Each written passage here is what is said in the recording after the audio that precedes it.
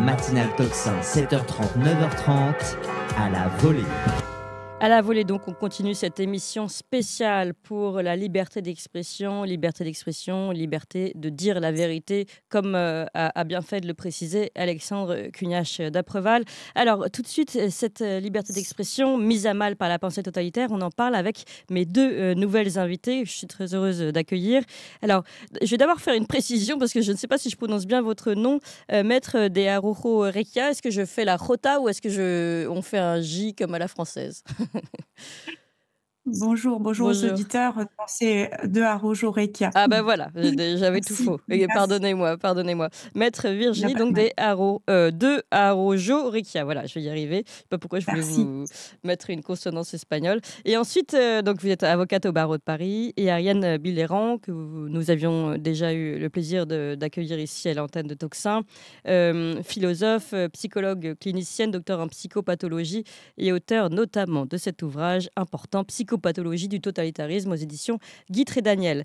Alors, vous avez toutes les deux travaillé sur un journal dont on a reçu le rédacteur en chef et le fondateur, Slobodan Despot, il y a quelques instants, Antipresse, pour lequel vous avez travaillé sur cette question de la loi de programmation militaire, qui est, selon vous, particulièrement importante aujourd'hui pour comprendre ce qui se passe et alors qu'aujourd'hui, finalement, en France, elle est passée relativement inaperçue. Et je pense qu'avec les dernières prises de parole d'Emmanuel Macron, qu'on va peut-être réécouter, Emmanuel Macron, depuis l'Élysée, qui nous annonce qu'il pourrait envoyer des hommes sur le front ukrainien, on peut s'inquiéter particulièrement. Alors, avant de vous donner la parole, je vais vous proposer d'écouter Emmanuel Macron qui nous parle d'envoi des hommes sur le front ukrainien. Sur la première question, tout a été évoqué ce soir de manière très libre et directe. Il n'y a pas de consensus aujourd'hui pour envoyer de manière officielle, assumée et endossée des troupes au sol, mais en dynamique, rien ne doit être exclu. Nous ferons tout ce qu'il faut pour que la Russie ne puisse pas gagner cette guerre. Je le dis ici avec à la fois détermination, mais aussi avec l'humilité collective que nous devons avoir quand on regarde les 2 années qui viennent de s'écouler. Beaucoup de gens qui disent « jamais, jamais aujourd'hui » étaient les mêmes qui disaient « jamais, jamais des tanks », jamais, jamais des avions, jamais, jamais des missiles de longue portée, jamais, jamais ceci, il y a 2 ans. Alors, au début de votre chronique, de votre lucarne Antipresse, vous écrivez « Cette loi et ses annexes procurent un certain malaise, pour ne pas dire effroi ». Pourquoi Je vais commencer par vous donner la parole, Ariane Billéran. Oui, merci pour l'invitation. On éprouve un certain malaise parce que, Maître de Araujo va l'expliquer, il y a vraiment un caractère inédit sur le plan juridique dans l'histoire, mais il y a aussi, et c'est caractéristique du problème totalitaire, une novlangue, comme je le mentionne, notamment l'emploi du mot résilience en lien avec la guerre, ce qui est assez particulier. Oui. C'est un texte qu'on a vraiment pris le soin d'étudier l'été dernier, qui prévoit une sorte de situation de guerre totale et permanente sur simple caprice du prince, en l'occurrence cet homme que nous venons d'écouter, qui simplement sur un état de menace pourrait déclencher n'importe quel type d'opération, et on verra jusqu'où s'étend le type d'opération, qui ne mettent pas nécessairement en danger la sécurité du territoire. Le terme menace n'est pas défini, donc on sait que les systèmes totalitaires fonctionnent à l'état d'exception ou à l'état d'urgence. On le sait, le régime nazi fut un état d'exception qui a duré 12 ans. Et avec cette nouveauté aujourd'hui, c'est que ce n'est plus simplement une urgence qui, elle, est incarnée dans cette loi par le Premier ministre, mais c'est une menace potentielle. C'est-à-dire que c'est la guerre permanente, parce que la menace, on ne peut pas l'écarter de nos vies, tout simplement. Et dans ce discours qu'on vient d'écouter, il y a un terme qu'il faut absolument entendre dans la novlangue totalitaire, c'est le terme dynamique. On se rappelle des plages dynamiques. Oui. Ce terme dynamique qui qui vient du grec et qui signifie le mouvement. C'est un mot très important parce que le système totalitaire, il a besoin de mouvements permanents. Il a besoin de maintenir l'idéologie de façon permanente dans l'esprit ici des Français pour pouvoir asseoir son pouvoir qui sinon s'effondre. Donc la guerre dynamique, c'est la guerre permanente sous état de menace permanent, et nous verrons sans doute sur le plan juridique jusqu'où ça va. Et voilà, je vais laisser la parole surtout à Oui, Virginie. alors bien sûr, on va aller sur le point de vue juridique, mais d'abord rester un tout petit peu sur cette notion d'état de menace. Et vous dites rien qu'avec la menace, finalement, il veut, et il s'octroie le pouvoir de lever une armée, finalement, et déclencher une guerre. Et encore une fois, tout à l'heure, on parlait d'Orwell et pensions qu'on ne pourrait jamais arriver à ce genre de situation. Cet état de menace permanent, mais flou, inconnu, ça fait toujours penser, par exemple, à Buzzati et le désert des Tartares, où on voit cette menace qui n'arrive jamais, toujours floue, mais qui imprègne une attente de quelque chose qui n'arrive jamais, et avec les hallucinations que cela provoque, etc. Donc, c'est vrai tout à l'heure, c'était intéressant, on disait avec ce Bonham Despots, il faut relire les romans pour mieux comprendre ce qui nous arrive. Et là, on est vraiment dedans, et c'est important de le souligner. Alors, venons d'abord sur la description, peut-être, si vous le voulez bien, exactement de cette loi de programmation militaire. Donc, juridiquement, qu'est-ce qu'elle comporte d'abord, et pourquoi est-ce dangereux? Donc, maître de Araujo Recchia. Merci de votre invitation déjà. Je suis ici non pas pour propager la peur comme on a pu le voir depuis au moins début 2020, mais de donner quelques informations pour que les personnes puissent nourrir leur libre arbitre. C'est un exercice difficile de se faire parce que c'est sûr que ce que je vais vous dire n'est pas très agréable à entendre. Voilà, donc en fait, il s'agit à l'époque, nous avions vu dans le projet de loi un article 23 qui, dès mai 2023, nous a beaucoup préoccupés, et nous avons alerté en juillet sur la partie juridique. Il s'agit de l'article 47 de la loi du 1er août 2023 sur la loi de programmation militaire 2024. Et il s'agit donc d'un remaniement du régime juridique des réquisitions. Alors, qu'est-ce qu'on entend par réquisition? C'est quand même important de le rappeler, c'est un mécanisme dont dispose l'État pour obtenir, à défaut de tout autre moyen à sa disposition, la fourniture d'un bien ou l'exécution d'une prestation de service par une personne physique ou morale, lorsque celles-ci ne peuvent être obtenues au moyen d'une négociation amiable ni par voie contractuelle. C'est important de le dire parce que tout le monde ne sait pas ce que ça signifie. Donc, on a entendu dire que c'était un simple du régime juridique des réquisitions qui existe depuis à partir de 1877, ça a été mis en place. Les réquisitions des personnes, c'était plutôt à partir de 1959. En réalité, si on regarde l'avis du Conseil d'État qui a été rendu en mars 2023 sur la base du projet de loi, il est bien clair qu'il y a un nouveau cas qui est prévu de réquisition sous l'initiative du président de la République. Et ce nouveau cas, c'est la menace de nature à justifier la mise en œuvre des engagements internationaux de l'État en matière de défense. Et ce qui est problématique, comme l'a dit tout à l'heure Ariane, c'est que cette menace soit actuelle ou, si elle n'est pas immédiate, seulement prévisible. Alors, vous l'avez très bien dit, déjà, ça c'est vraiment problématique, puisqu'on a sous la crise sanitaire en matière d'état d'urgence, a-t-on respecté le principe de proportionnalité? Est-ce que les critères étaient là pour mettre en place l'état d'urgence? On a bien vu que non, en réalité. Et ce qui est problématique en matière juridique, et ça, c'est le Conseil d'État qui en parle dans un rapport que l'on a pu étudier, parce qu'on a regardé l'étude d'impact de ce projet de loi, les rapports sur la résilience nationale dont parlait tout à l'heure Ariane, et puis un rapport 2021 sur l'état d'urgence, sur la crise.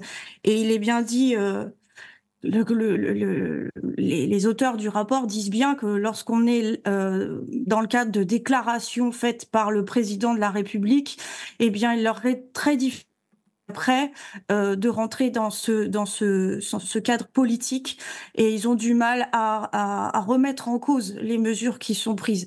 Donc là, on voit quand même la gravité de cette mesure, de cette nouvelle mesure, puisque c'est à l'initiative du président de la République. On rappelle que les sanctions sont lourdes. Si on refuse de déférer à une demande de recensement uniquement des personnes, des biens et des services, qu'on refuse de répondre à une convocation pour des essais ou des exercices, qu'on refuse le blocage, c'est potentiellement 1 an de prison, 15 000 € d'amende. Et ça, c'est aussi une mesure nouvelle, cette sanction. C'est le gouvernement de Madame Borne qui a introduit cette information. Pour la petite histoire, les lois de programmation militaire, c'est quand même des lois voilà, pour prévoir de manière pluriannuelle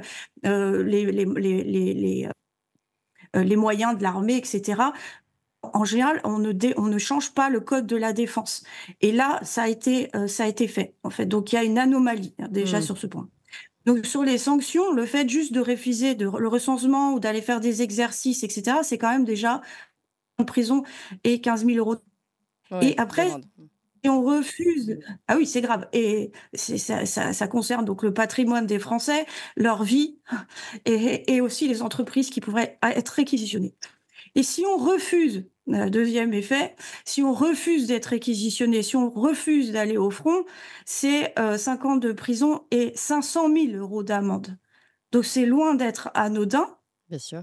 On parle quand même de réquisition en cas de menace actuelle ou prévisible, et sous l'initiative du président de la République, sans véritable garde-fou, puisqu'on a vu qu'en plus cette loi est passée au Parlement, 900 parlementaires qui ont été passés, je suis désolée, une des pires lois qui existent sous la Ve République.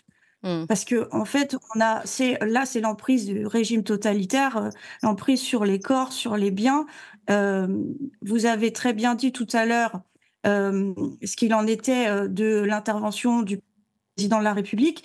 Je rappelle quand même que lors des vœux du président de la République adressés aux Français le 31 décembre 2023, à 8 reprises, il a été question de réarmement, que dans le discours de Gabriel Attal, en réponse quasiment la déclaration de politique générale du 30 janvier 2024, à 14 reprises, il était question de réarmement. Nous avons assisté à un échange sur Twitter d'Emmanuel Macron, de Gabriel Attal et de l'ancienne ministre de l'Éducation nationale, Amélie Oudéa-Castéra. Il a été question sans cesse d'allégeance. Emmanuel Macron, le 9 janvier 2024, œuvre de projet de réarmement et de régénération. Gabriel Attal, merci Monsieur le Président. Garder le contrôle de notre destin, libérer le potentiel français, réarmer notre... Amélie Oudéa-Castéra, le 12 janvier 2024, au service du réarmement civique de notre jeunesse, etc. Réarmement démographique, la généralisation de l'uniforme à l'école en 2026. Pourquoi est-ce qu'on vous parle de ça? Parce qu'en fait, l'uniforme, en réalité, n'est pas une réponse à la baya, ou comme on a pu le dire. En réalité, l'uniforme était déjà prévu dans un rapport parlementaire qui s'appelle donc Résilience, concernant la résilience nationale, puisque on parle beaucoup de résilience et de culture du risque, parce qu'on estime que les Français sont trop confortables et qu'il faudrait prendre l'exemple sur les Ukrainiens, malheureusement, qui eux sont très résilients et partent à la guerre, hein, voilà, parce que voilà. Donc il faut prendre exemple sur les Ukrainiens, et ça c'est dans tous les rapports parlementaires. Et ce rapport parlait donc d'uniforme, et on voit que donc l'uniforme, c'est pour un début d'embrigadement des enfants. Un début d'embrigadement des enfants, c'est une certitude. Déjà, on voit que les uniformes sont mixtes, il n'est pas de question de féminité du tout, type à l'anglaise, etc. C'est vraiment des uniformes très pratiques, mixtes. On parle de classe de défense en 3e. On parle d'endoctrinement, d'embrigadement des enfants dès le collège. Dans les rapports, rien n'est inventé, hein, tout est mis sur la table, tout est dans les rapports. On parle également de mettre à disposition les structures des casernes pour les civils, pour qu'ils puissent s'entraîner. Voilà, voilà. Et par ailleurs, quand on parle de territoire au niveau territorial et au niveau des personnes donc qui sont visées, c'est en gros donc pour moi de 14 à 74 ans à des femmes enceintes et des personnes handicapées. Les femmes sont invitées fortement à rejoindre l'armée, donc c'est inédit.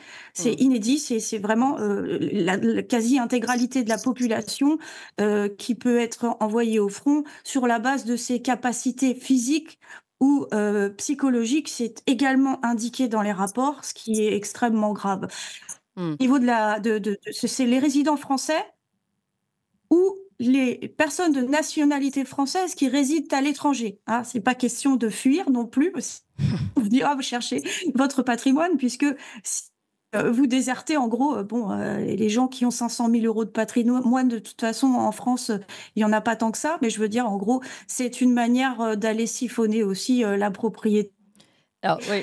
Des personnes. Oui. Voilà. Il faut qu'on s'arrête là-dessus. Non, vous vouliez continuer parce que il y a plusieurs points absolument fondamentaux dans ce que vous avez expliqué. Il faudrait qu'on reprenne des points les uns après les autres. Mais est-ce que vous avez fini dans votre présentation générale? Je voulais juste ajouter une chose. Bien sûr, on a le temps. Je vous remercie. C'est qu'on a entendu Madame Borne, donc Première ministre, nous dire que la patrie, c'était l'Europe, lors d'une intervention, un colloque Renaissance. Tout à fait. Et nous avons entendu Monsieur Draghi aussi nous dire que l'Union européenne devait devenir un État. Pourquoi je dis ça? Donc, ce texte donc parle d'accords internationaux, l'OTAN, et ça vise l'Union européenne. Nous avons l'amiral Ron Bauer du comité militaire de l'OTAN qui a fait une intervention extrêmement importante, qui a bien dit que les civils devaient parer. Voilà. Donc, quand on parle des accords internationaux, nous savons aussi que le président Macron vient de passer un accord de coopération en matière de sécurité entre la France et l'Ukraine. Donc, on a bien des accords internationaux qui sont en train d'être mis en place. Et nous avons autre chose pourrait donc nous entraîner dans la guerre. Et exactement. Donc, on comprend bien que les frontières, ce ne sont pas les frontières de la France, ce sont les frontières de l'Europe. Vous imaginez qu'on peut réquisitionner des Français. Oui. Exactement. Voilà. Donc, vous voyez que c'est extrêmement large, donc extrêmement dangereux. Parce que pour moi, encore une fois, c'est inédit. Ce que je voulais vous dire, c'est que nous avons en parallèle, et donc c'est une affaire de loquet les uns derrière les autres, nous avons une affaire de modification des traités de l'Union européenne, vous avez certainement entendu parler, et il est question en fait de transférer, ou du moins d'avoir aujourd'hui des compétences partagées, et non plus des compétences pour la politique étrangère et de défense, ce serait la souveraineté française normalement. Là, le changement des traités de l'Union européenne qui se profile, une compétence partagée pour le nouvel exécutif qui est actuellement Commission européenne, et ce serait notamment sur la politique étrangère, la défense, la santé, l'éducation. Donc il y a aussi l'éducation à la sexualité, puisque on a beaucoup travaillé aussi sur le sujet, et tout est lié. Alors, on a bien compris que tout était lié.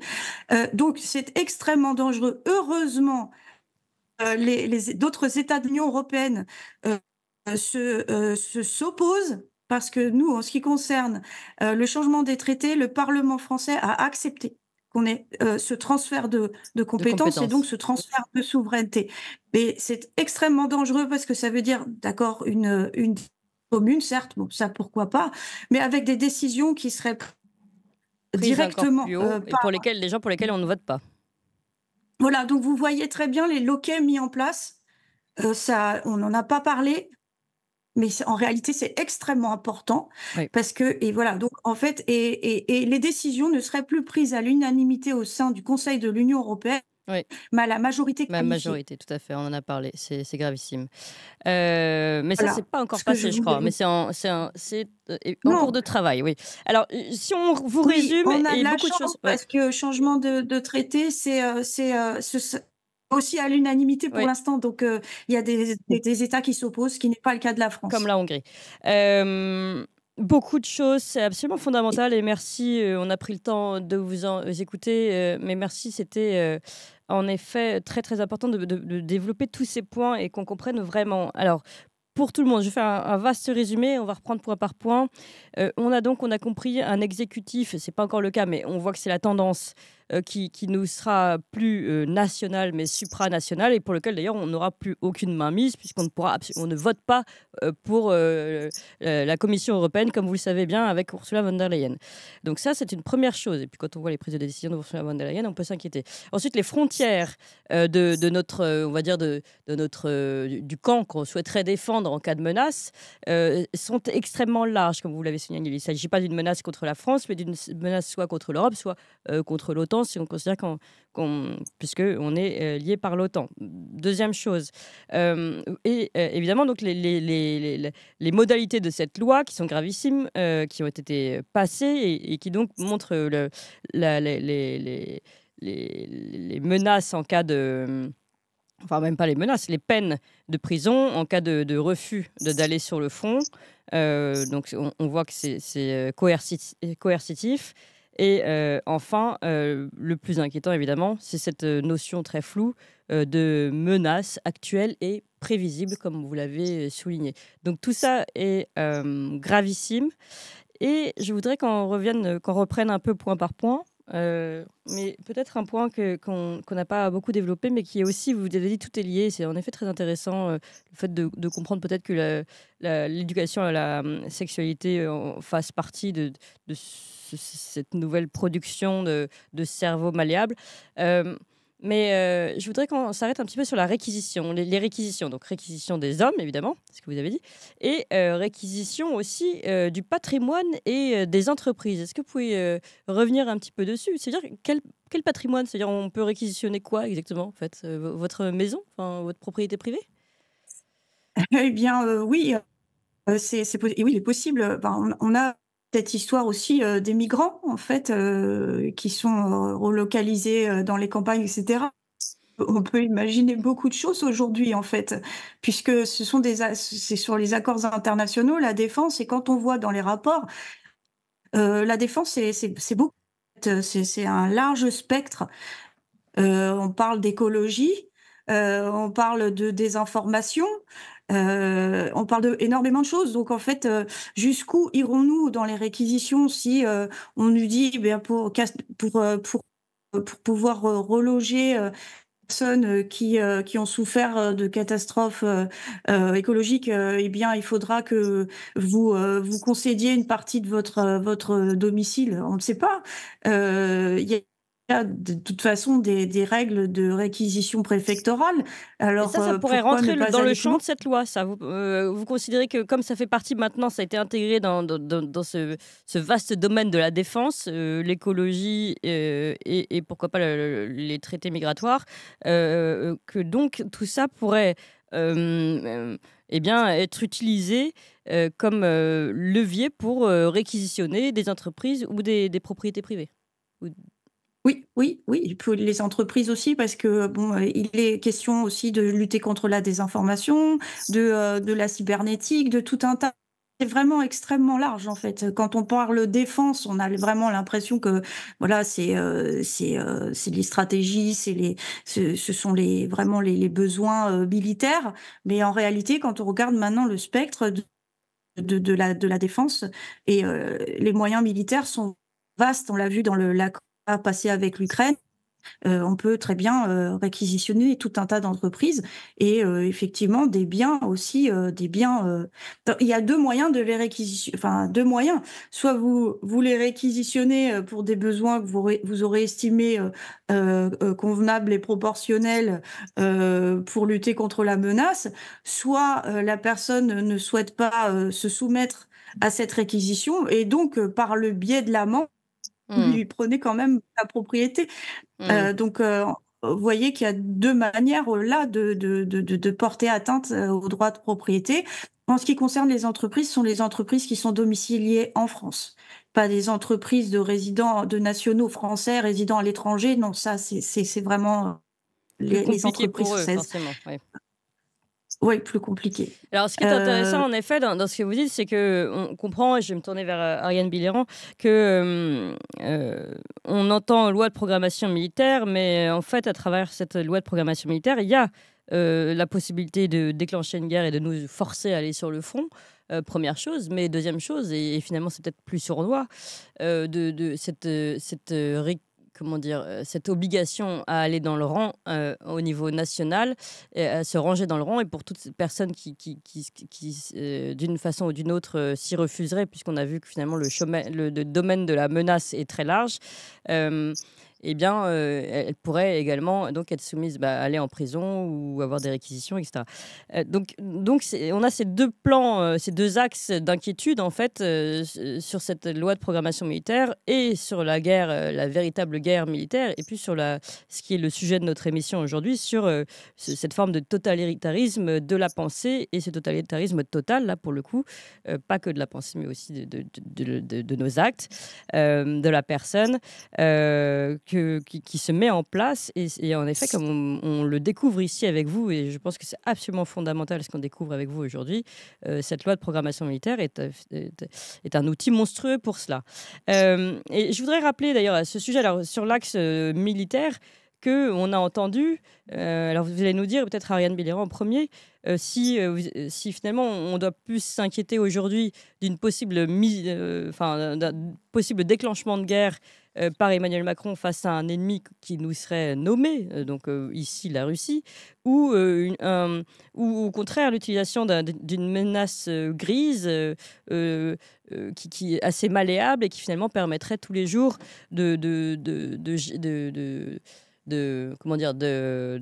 d'exclure en tout cas les résistants à la politique nationale. Et au sujet de la guerre et de l'affront militaire, je précise, on a entendu tout à l'heure Emmanuel Macron. On a entendu aussi d'autres personnes, notamment Bernard Kouchner, expliquer que oui, il était favorable à l'envoi des troupes donc françaises sur le sol ukrainien. Et il a dit c'est pas facile à dire et ça va coûter des sacrifices. Voilà, pour revenir sur l'histoire de la résilience aussi.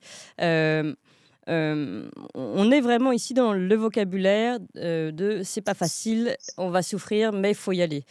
Donc ça, c'est sur le côté militaire. Ariane Biléran, à votre avis, quel est le plus inquiétant? Est-ce qu'on hier, on avait déjà une émission sur le déclenchement d'une guerre possible, et en tout cas les paroles d'Emmanuel Macron qui sous-entendent qu'on peut envoyer des Français sur le sol ukrainien et donc s'engager dans la guerre. On serait clairement co-belligérants.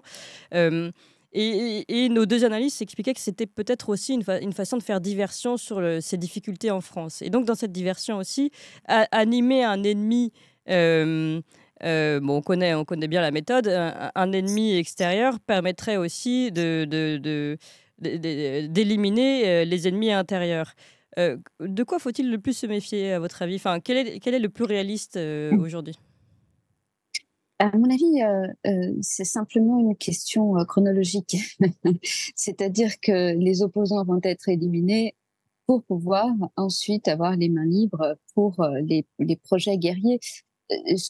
Ma réponse, elle n'est pas juridique, hein. Elle est au niveau de la psychopathologie et de la philosophie, mais je voudrais simplement, et Virginie complétera certainement, rappeler aussi que bien sûr qu'il est question de l'OTAN, de Washington et de servir tous ces projets et de lutter contre les campagnes dites de désinformation, et il en est question dans cette loi.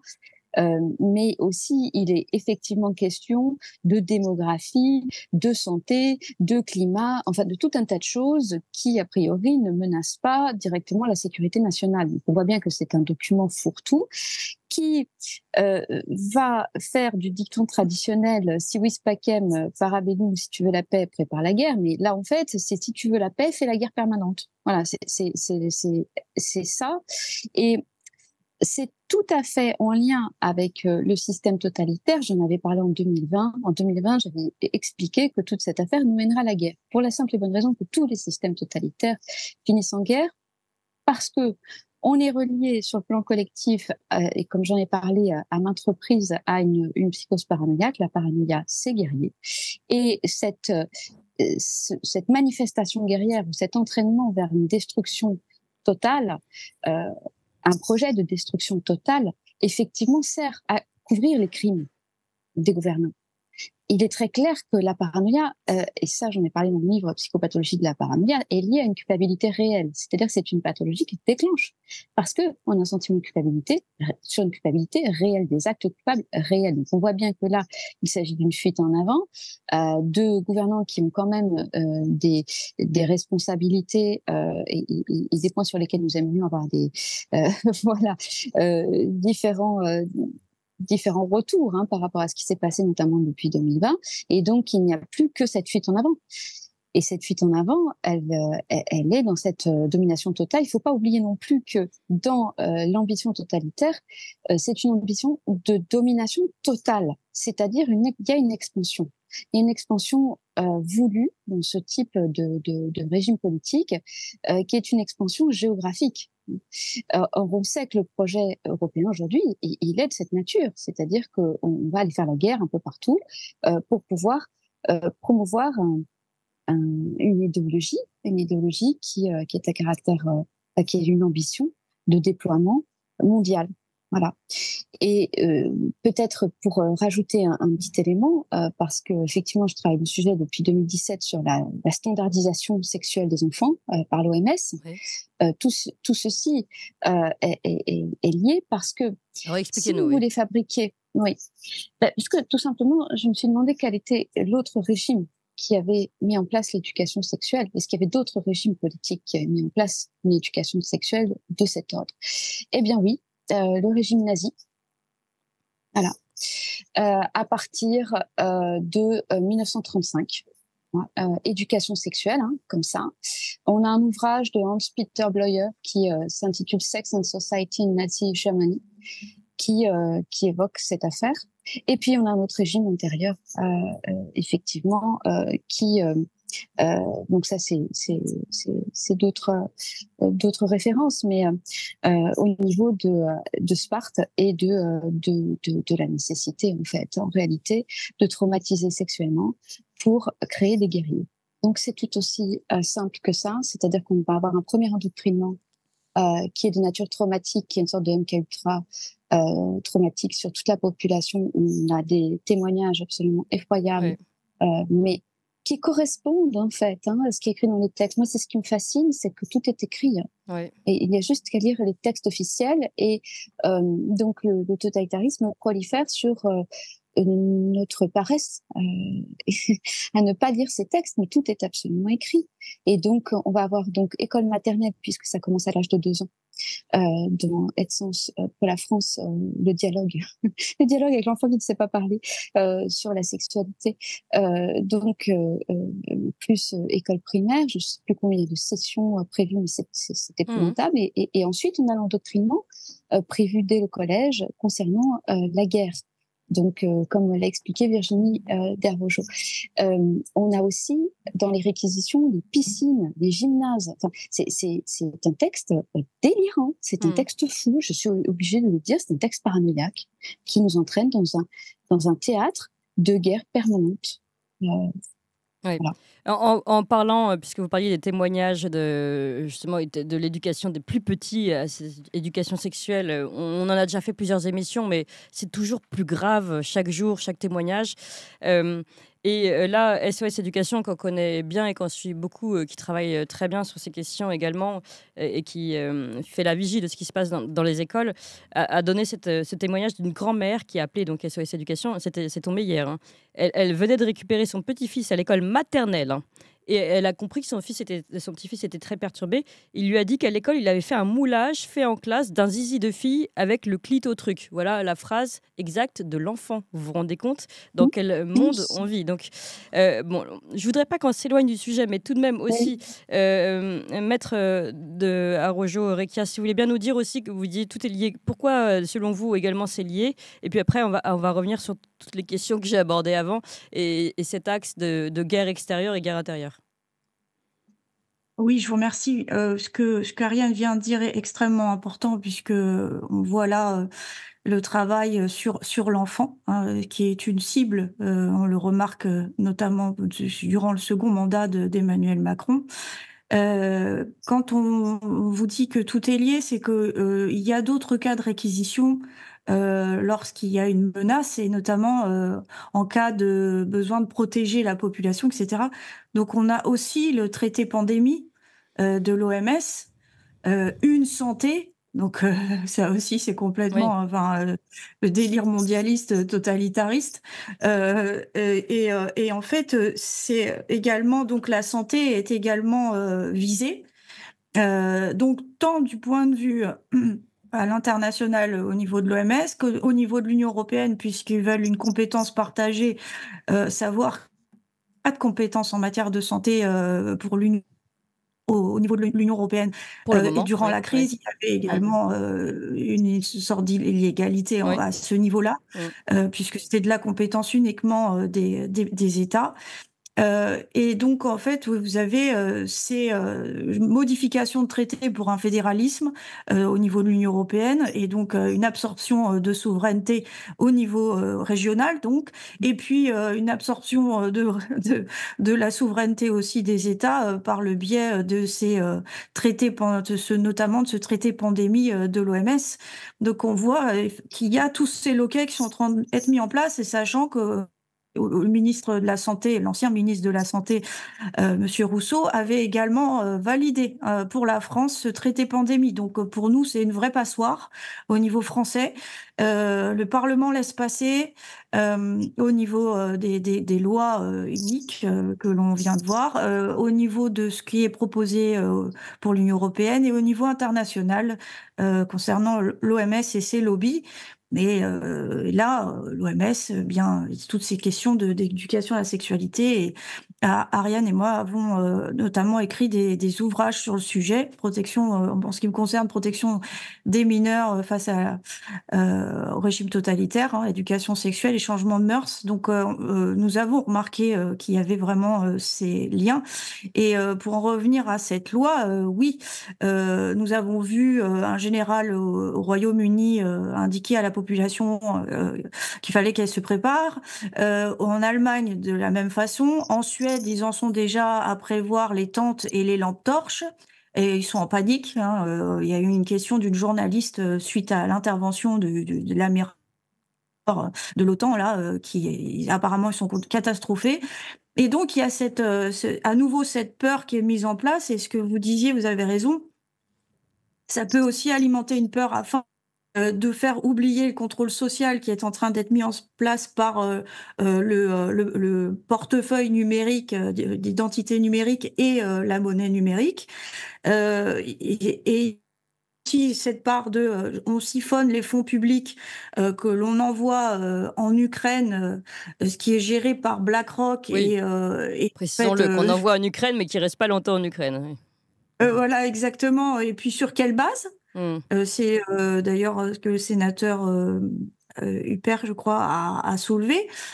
Donc, et puis aussi, il a soulevé un point très très intéressant, cet article 20 du Pacte international des droits civils et politiques, qui indique qu'il ne faut pas faire la promotion de la guerre, en fait. Donc, ils sont dans l'illégalité à tous les points de vue, que ce soit au niveau national par rapport à toutes les lois de protection de la dignité humaine, de droit à la vie, de toutes ces choses, et qu'au niveau de ce qui se fait en matière de liberté d'expression, de liberté d'opinion, voilà. Et ce que vous disiez par rapport aux opposants et dissidents politiques, bien ça, par exemple, les convocations dans les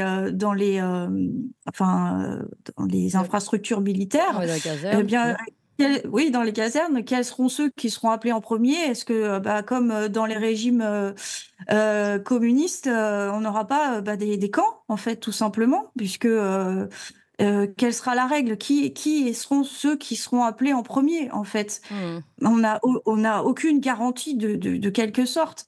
En rappelant que Monsieur Macron a dit qu'il était maoïste. Il a parlé de révolution Oui, c'est vrai. culturelle. D'ailleurs, c'est le titre de son ouvrage. Ouais. Voilà, Révolution. et qu'on rappelle que le régime communiste, c'est près de 100 millions de morts. Donc, c'est pas, voilà, il faut rappeler, parce que j'entends beaucoup fascisme, mais en réalité, l'idéologie là, elle n'est pas fasciste. C'est du nazisme et du communisme bolchevique. Voilà. Donc c'est important de le rappeler parce que il y a aucun problème à sacrifier des gens, en fait, là. On entend d'ailleurs, c'est ce que disait Ariane tout à l'heure, et également un psychiatre qui avait pu analyser un peu la personnalité de notre président et qui disait qu'en fait, il n'y a pas de morale chez lui, et donc on pourra envoyer les gens au sacrifice sans problème. Durant la crise sanitaire, on a bien vu qu'on pouvait utiliser des produits pharmaceutiques en expérimentation de masse sans aucun souci. Donc, oui, et puis il ou faut le que les gens relient les Rivotril pour points les les uns aux personnes autres. âgées dans les EHPAD qui Voilà, les tuait plus Vidal de vite. l'âme. Oui. Exactement, exactement. Tout se sait, tout est à la vue de tous. Il faut juste relier les points. Vous demandez, je parle aux auditeurs, mais si des personnes qui ont été capables de faire ça ne sont pas capables aussi de les envoyer au front, finalement, c'est vraiment une politique mortifère. Et c'est ce qui est constaté depuis maintenant au moins 2020. Et, alors, deux choses. La première, oui, politique mortifère, c'est certain. C'était d'ailleurs le titre de l'ouvrage que j'avais préparé, mais que j'ai jamais publié. Société mortifère, je suis tout à fait d'accord avec vous.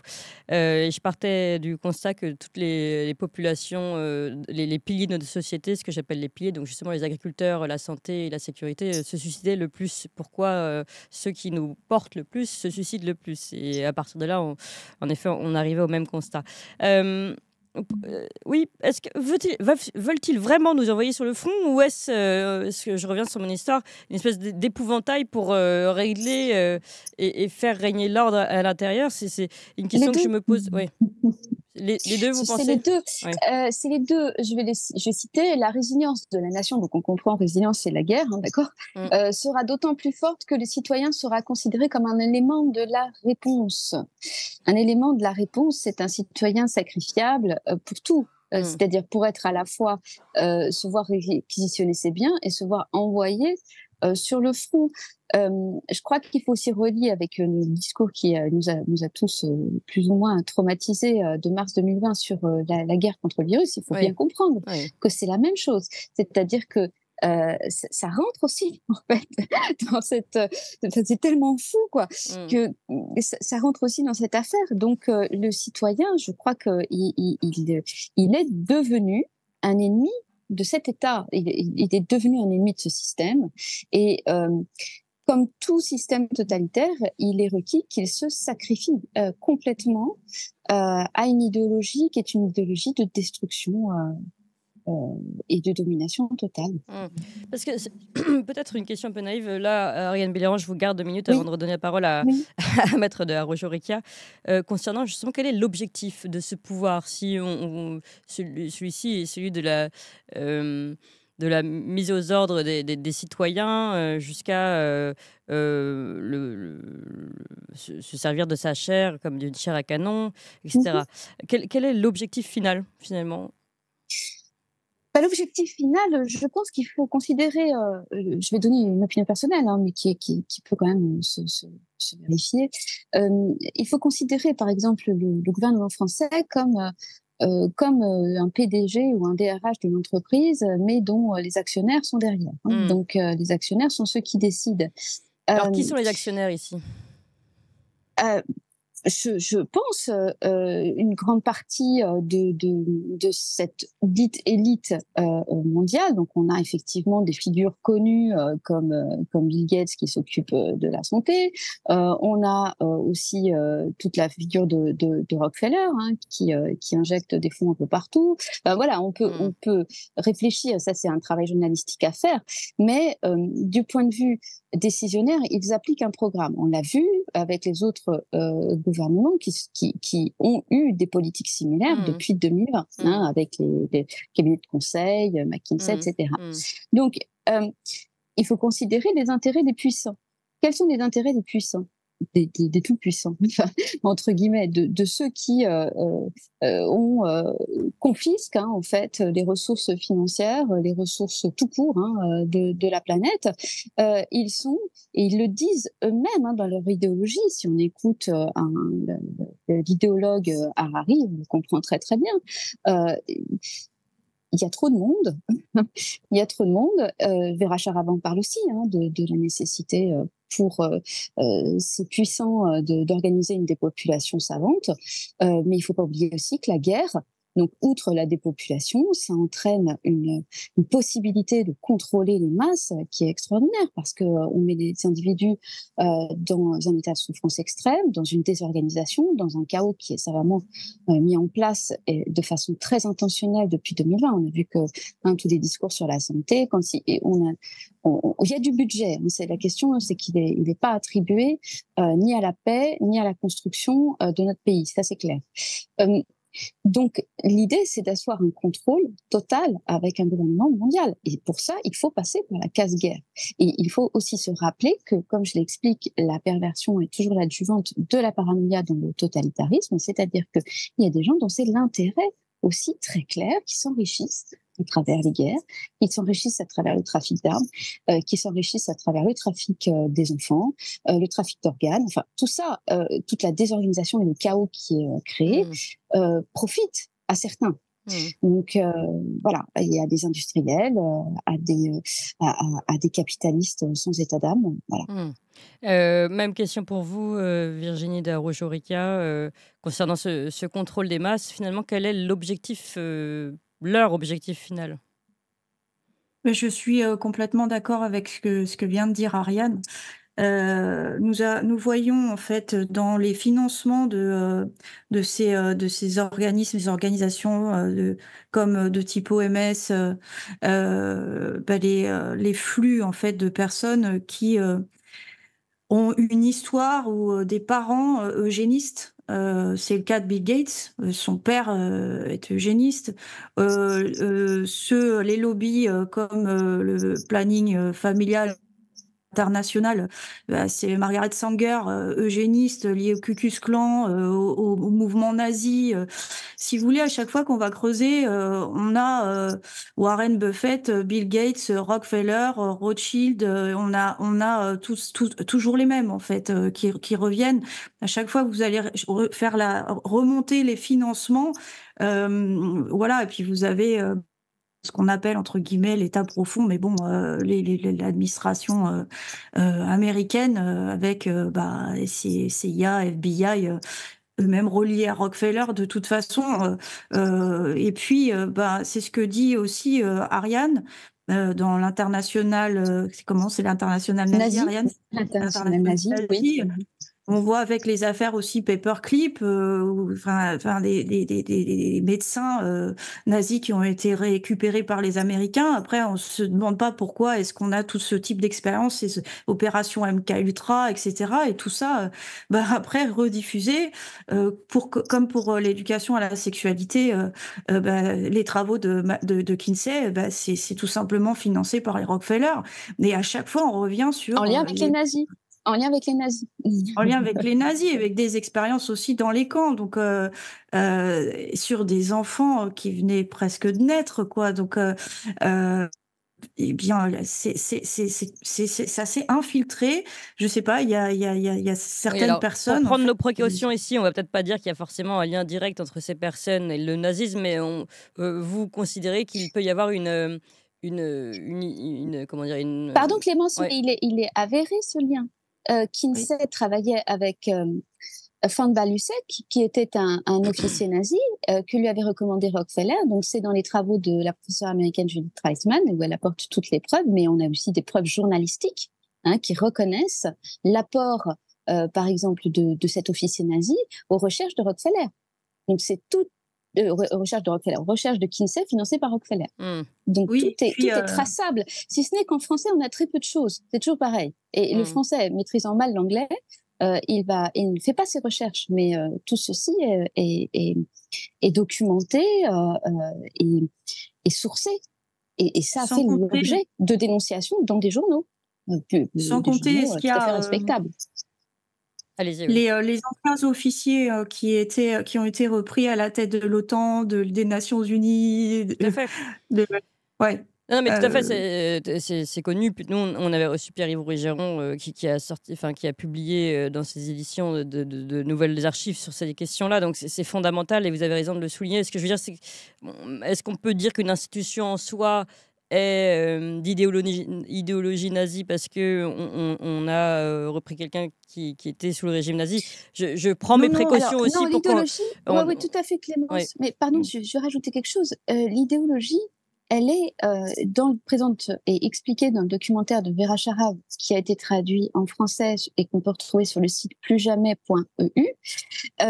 C'est très clair, c'est la même idéologie. Donc, à partir du moment où, de toute façon, vous retrouvez une idéologie qui est, il y a des surhommes, il y a des sous-hommes, il y a des citoyens qui ont des droits et il y en a qui n'en ont pas, il y a une obligation sur les corps, il y a des expérimentations à travers la médecine. Enfin, tout ceci, on peut le retracer du point de vue conceptuel. Et encore une fois, à la limite, ça n'a le seul intérêt là pour nous de dire ça, c'est pas, c'est de démontrer que nous sommes dans une filiation historique. Et ça me paraît très important parce qu'en réalité, cette continuité a permis d'asseoir des moyens beaucoup plus importants et colossaux de déploiement de cette idéologie qui a cette ambition de domination planétaire. Et c'est ce que nous avait dit Hannah Arendt. En 1945. C'est-à-dire, ne croyez pas que le nazisme est mort, il a une ambition de domination planétaire, il a simplement sacrifié l'Allemagne. Et nous avons été prévenus. Et c'est là où je crois que c'est important de le souligner, c'est derrière l'idéologie de la séparation entre les utiles et les inutiles. Et les inutiles, à minima, ils servent d'esclaves, de type d'esclaves à un capitalisme sauvage. Et à maxima, s'ils sont trop inutiles, on les élimine. Et c'est là où nous sommes, dans cette filiation conceptuelle. C'est là où je pense important. Non, c'est très important, en effet. Vous vouliez rajouter quelque chose peut-être à ce sujet, Maître Arrojo-Riquia, et puis ensuite, on va conclure aussi peut-être sur que faire aujourd'hui, à part signer la pétition Tocsin pour défendre la liberté d'expression, que faire aujourd'hui, enfin, je dis à part, c'est déjà fondamental, mais... pour éveiller les consciences qui ne sont pas éveillées et puis nous lutter à notre niveau. Ce sera ma dernière question, mais peut-être vous vouliez rajouter quelque chose avant, Maître Arrojo-Riquia.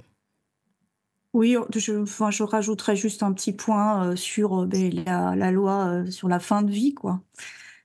Qui nous remet sur la table ces questions d'euthanasie. Et c'était pareil, sous régime nazi, on avait aussi ces questions d'euthanasie.